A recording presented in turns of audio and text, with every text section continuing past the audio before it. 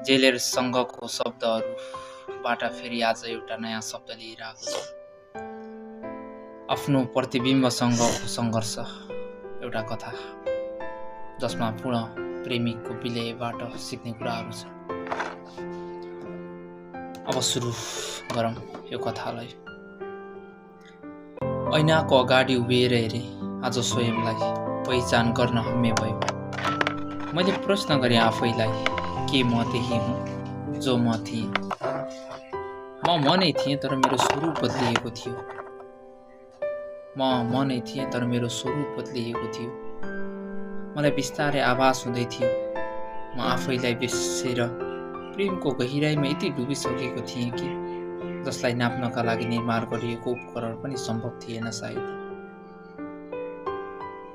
भित्तामा टाँसिएको ऐनामा स्वयं आफैलाई खडा गरेर हेरेँ। मेरो प्रतिबिम्ब जसले मलाई बारम्बार जिस्काइरहेको थियो, कहिले हाँसेर जिस्काउँथ्यो त कहिले रोएर। तर म स्थिर थिएँ, न म जिस्किन चाहन्थेँ, न म बहस गर्न उसित, किनकि मेरो प्रतिबिम्ब स्वयं म आफै थिएँ। मलाई थाहा छ उसले बनावटी केही देखाउँदैन, जस्तो छ त्यस्तै देखाउँछ, न डुबाउँछ न त तैराउँछ नै। उसको जिस्कावटमा पनि मलाई आभास हुन थाल्यो कि प्रेम भन्दा उत्तम छ। तर पनि म आफैले स्वयं आफैलाई सम्हाल्न सकिरहेको थिएन। म स्वयं आफैसित हारिसकेको थिएँ। म माथि बिस्तारै प्रचण्ड हावी हुन थाल्यो। म आफ्नो सीमाभित्र रहेन। मेरा हातहरू स्वयं आफै चल्न थाले।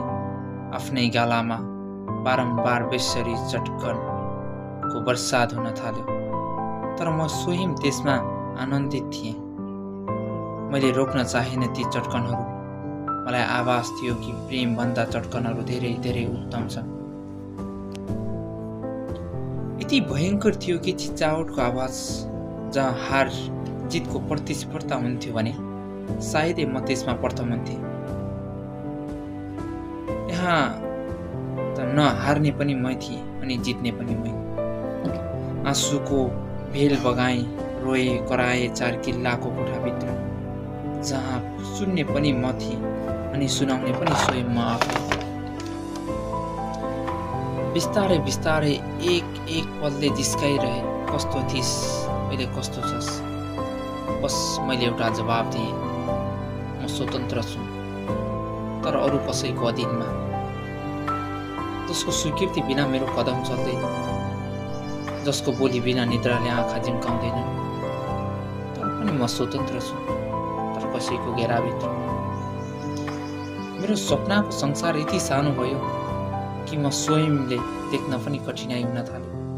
हप्तामा 7 दिन बा आमा अनि स्वयं मेरा लागि पनि।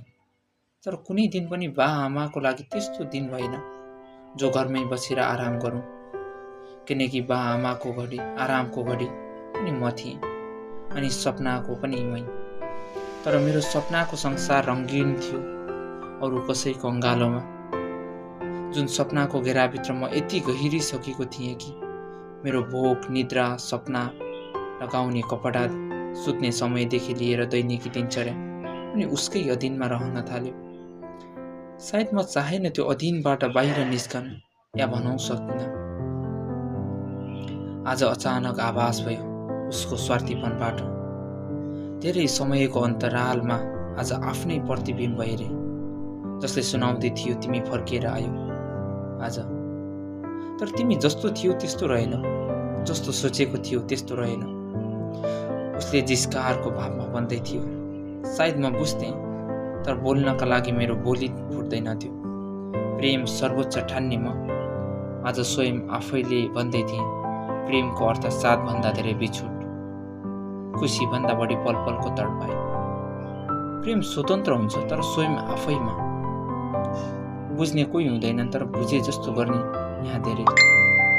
उसको व्यवहारले मलाई आभास गरायो कि न म कसैको, न मेरो कोही। मेरो प्रेम पनि म अनि प्रेमिका पनि स्वयं म आफै। यो कथा जो प्रेमको भावमा मान्छेहरू डुब्दै गर्छ त्यो अवस्थाको लागि।